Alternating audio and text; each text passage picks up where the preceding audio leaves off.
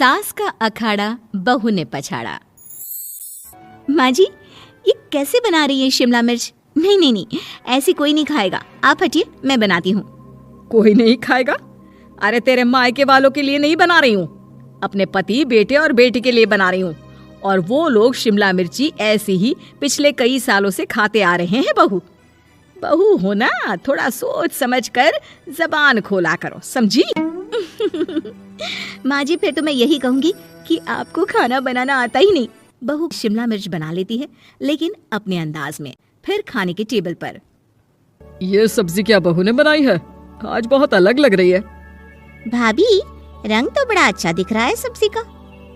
अरे नहीं नहीं, मुझे तो माँ के हाथ वाली खानी थी। क्या है रीना, सब्जी माँ को ही बनाने दिया करो ना। सास, जिसे अब थोड़ा सा अपना पल्ला भारी दिख रहा होता है। अरे अब बेटा मेरा जमान आ गया। ये घर कभी मेरे नाम से चलता था, लेकिन अब लग रहा है कि मेरा होना ना होना एक ही बराबर है। बहू तो पूरे घर के साथ रसोई में भी राज करना चाहती है। माँ जी, आप ही ने तो कहा था शादी के वक्त कि रानी बनाकर रखेंगी मुझे। तो देखिए, रानी का काम यही होता है ना, राज करना। अरे देख बहू, माना तू राज करना चाहती है, लेकिन भूल मत, पूरी रियासत अभी मेरी है। अरे कैसी बात कर रही हो तुम दोनों? और ये क्या तरीका होता है बहू से बात करने का? बेचारी अभी तो आई है, उसको आजादी भी नहीं दोगी क्या? तो वो इस घर को अपना घर कैसे समझेगी? देखिए पापा, माँ सही कह रही है, घर को अपना घर समझी, इसमें कोई बुरी बात नहीं है। लेकिन सिर्फ अपना और हमें पराया करने की कोशिश करे ना जी ना, ये सोच तो बिल्कुल अच्छी नहीं है। देख, तू छोटी है ना, छोटी की तरह रहा कर, हर बात पर बीच में ना बोला कर। क्यों? वो मेरी बेटी है तो मेरे तरफ से ही बोलेगी ना। माँ जी, ये तरफ क्या होता है? हाँ, वो मेरी बहन नहीं है क्या?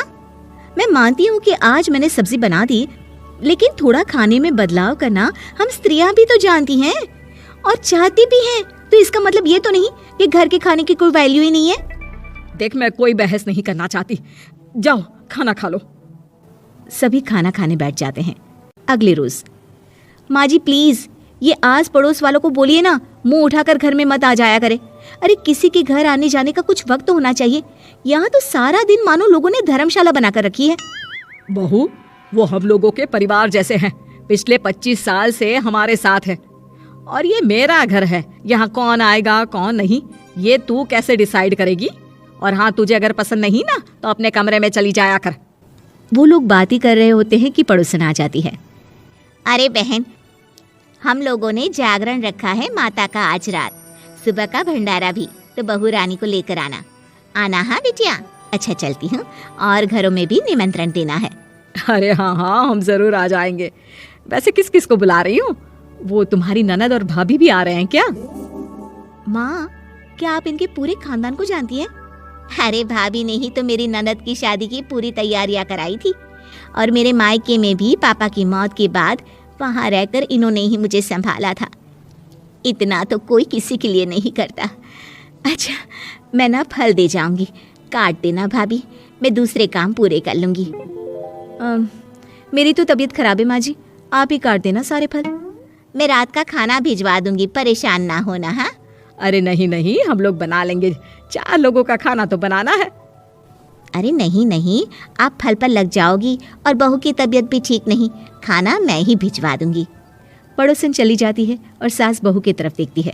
देखा, जिसे तू धर्मशाला बोल रही थी वो कितने अपने हैं। हाँ माँ जी, आप उनका काम कर रही हैं, उनके जागरण का प्रसाद तैयार कर रही हैं, तो वो क्या इतना भी नहीं करेंगे आपके लिए?